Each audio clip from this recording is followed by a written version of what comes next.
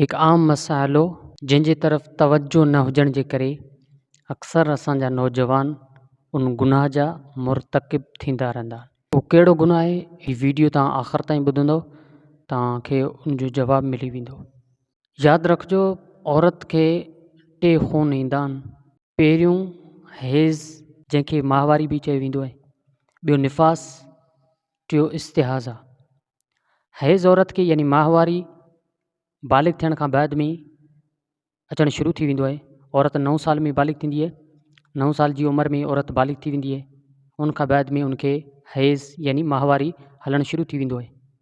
ऐं निफ़ास ॿार ॼमण खां बाद में शुरू थींदो आहे। इस्तिहाज़ो कंहिं बीमारी जे करे ईंदो आहे, उहो कंहिं रग मां ईंदो आहे, ॿचेदानी में नाहे ईंदो, उहो कंहिं बीमारी जे करे।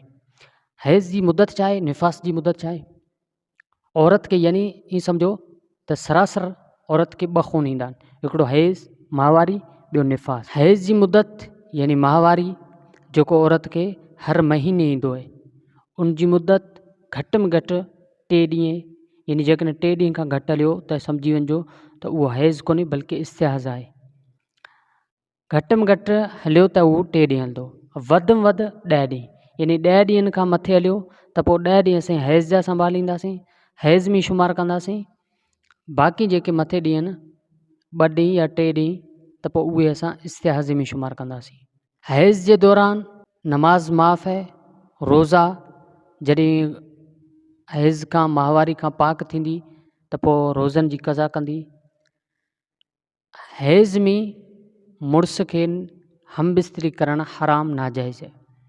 निफ़ास जी घटि में घटि का मुदत कोन्हे, 5 ॾींहं हली सघे थो, 10 ॾींहं हली सघे थो, 30 ॾींहं हली सघे थो, वधि में वधि मुदत उनजी 40 ॾींहं आहे। इहा हैज़ ऐं निफ़ास वारी जेका मुदत आहे, इहा शरीयत मुक़ररु कई आहे, शरीयत मुक़ररु कई आहे। बाक़ी औरत जे पंहिंजी आदत मुताबिक़ इहा हैज़ ऐं निफ़ास हलंदा आहिनि। यानी कि कंहिं औरत जी आदत आहे त हैज़ 7 ॾींहं हलंदो आहे, 5 ॾींहं हलंदो आहे। कंहिं औरत जी आदत आहे त निफ़ास 30 ॾींहं हलंदो आहे, या 40 ॾींहं हलंदो आहे, या 20 ॾींहं हलंदो आहे। अक्सर इन्हनि जी मुदत जेका हैज़ जी 10 ॾींहं ऐं निफ़ास जी 40 ॾींहं। पुट जा कुंवार जा ॾींहं ॿधिया वञनि था। निकाह वारा जॾहिं उनजे निकाह जी ॾींहं ॿधिया वञनि था, मुक़ररु कया वञनि था, उहे मर्द कंदा आहिनि। उहे मर्द इन ॻाल्हि जो तवजो न कंदा आहिनि त भई औरत खे असां जंहिं छोकिरी जी ॾींहं ॿधूं पिया, फलाणी तारीख़ जेका असां मुक़ररु कई आहे, उन में तव्हां हैज़ कोन पियो अचे। उहे हैज़ वारा त ॾींहं कोन्हे, माहवारी जा ॾींहं कोन्हे। पोइ जेकॾहिं उहे माहवारी जा ॾींहं आहिनि त पोइ उहे तारीख़ूं मटाए करे ॿियनि तारीख़नि ॾींहं ॿधिजनि। मसलन अगरि औरत खे महीने जे शुरू में हैज़ अचे थो, माहवारी अचे थी, त पोइ उन्हनि खे घुरिजे 10 ॾींहं मटाए 12 तारीख़ ते या 13 तारीख़ ते उनजे ॾींहं मुक़ररु कजनि। जेकॾहिं उनखे विच में अचे थो, महीने जे विच वारनि ॾींहंनि में, त पोइ शुरू में या आख़िर में कनि। आख़िर में जेकॾहिं अचे थो शुरू में कनि। त ईअं को अहिड़ो सिस्टम ठाहिनि त गुनाह खां बची सघिजे। इहो छाजे करे? हिकिड़े शख़्स मूंखां सुवालु कयो आहे त राति मुंहिंजी सुहाग राति हुई, जेका आहे औरत मुंहिंजी खे घरवारी खे हैज़ हली रहियो, माहवारी हली रही, हाणे छा कयां? त मूं चयो भई हमबिस्तरी करणु गुनाह आहे। उन चयो त मूंखां सबर सां कोन्ह थियो, मूं त हमबिस्तरी करे छॾी।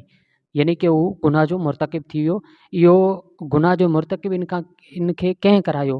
उन्हनि कयो जेको इहो ॾींहुं ॿधियो। छो त ॾींहुं मर्द ॿधंदा आहिनि, मर्दनि जो इहो कमु न आहे ॾींहुं ॿधनि। जेकॾहिं मर्द ॾींहुं ॿधनि था त पोइ औरतुनि सां, उनजे माउ सां या उनजे जेके सहेलियूं आहिनि, उन्हनि खे छोकिरी ॾांहुं मोकिले करे इन सां सॼी डेटा वठिजे त भई असीं मुक़ररु करे रहिया आहियूं उनजा ॾींहं निकाह वारा, उन ॾींहंनि में इनखे हैज़ त कोन्हे, हैज़ वारा जेके तारीख़ूं आहिनि उहे कहिड़ियूं आहिनि, औरत खां पुछी करे पोइ रखिजे त जीअं सभिनी मुस्लमान नौजवाननि खे जिन जी शादी थिए पई उन्हनि खे इन गुनाह खां, हराम खां बचाइजे।